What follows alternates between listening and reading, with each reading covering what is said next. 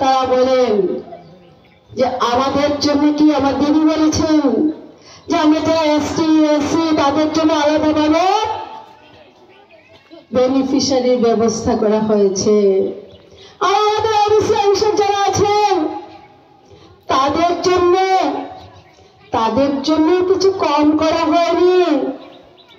তাদের জন্য 13,000 কোটি টাকার প্রকল্প ঘোষণা করেছেন প্রধানমন্ত্রী বিশ্বকর্মা যোজনা।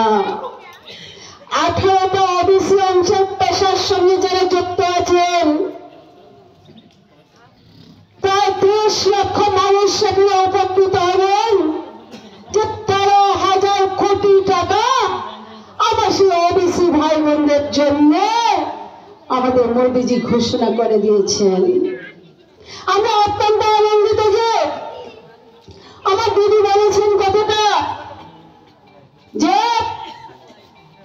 আমাদের যারা হায়ার এডুকেশন, হয়তো আমরা যখন ছোট থেকে বাচ্চারা 1, 2 প্রাইমারি সেকশন 11, 12 আমরা পড়িয়ে নিতে পারি, গ্রাজুয়েশনের পরে যখন আমাদের সবচেয়ে বেশি প্রয়োজন যে আমাদের ছেলে মেয়েরা কোন দিকে যাবে, এমবিবিএস করবে, নিট করবে, ইঞ্জিনিয়ারিং করবে, আমাদের কেন্দ্রীয় বিদ্যালয়গুলো সহ সমস্ত জায়গায় সে ওবিসি ছাত্র ছাত্রীদের জন্য 27% সংরক্ষণ ঘোষণা করে দিয়েছেন। যে আজকে ওবিসির ছেলেমেয়েরা 27%, 100 জন যদি ডক্টর হন তাহলে 27 জন ডক্টর ওবিসি থেকে হবেন। 33% রিজার্ভেশন করা হয়েছে চাকরির ক্ষেত্রে।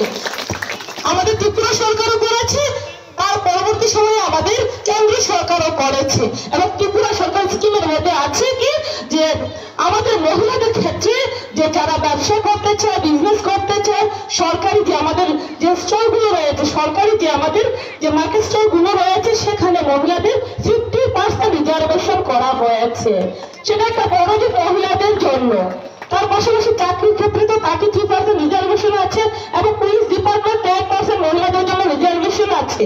তো বিগত দিনে ছিল না, সেই বামফ্রন্ট সরকার বলুন, কংগ্রেস সরকার বলুন, সেই সময়ে কখনো মহিলাদের কথা চিন্তা করেনি, উন্নয়নের কথা, আত্মনির্ভরের কথা চিন্তা করা হয়নি। বর্তমানে আমাদের ভারতীয় জনতা পার্টি সরকার সবকা সাথ সবকা বিকাশের সরকার, তার জন্য মহিলাদের গুরুত্ব দিয়েছে। মহিলাদেরকে যদি আমরা উন্নতির দিকে নিয়ে যেতে পারি তাহলে আমাদের সমাজ, আমাদের রাজ্য, আমাদের রাষ্ট্র এগিয়ে যাবে। কারণ আত্মনির্ভর হতে গেলে মহিলাদের প্রয়োজন। কেন প্রয়োজন? একটা মহিলাই জানবে একটা পরিবারকে কিভাবে আত্মনির্ভর করা যায়, একটা মহিলাই জানবে একটা ছেলে মেয়েকে কিভাবে মানুষ করতে হয়, কিভাবে পরিবারের যে সাংসারিক যে দায়িত্ব রয়েছে সেই দায়িত্ব কিভাবে পালন করতে হয়। তার জন্য আমাদের মোদী নেতৃত্বে সরকার, কেন্দ্র সরকার এবং ত্রিপুরা রাজ্যের প্রফেসর ডক্টর মানিক সাহার নেতৃত্বে সরকার মহিলাদেরকে এসএইচজি গ্রুপের মাধ্যমে তাদেরকে আত্মনির্ভর করার চেষ্টা করছে।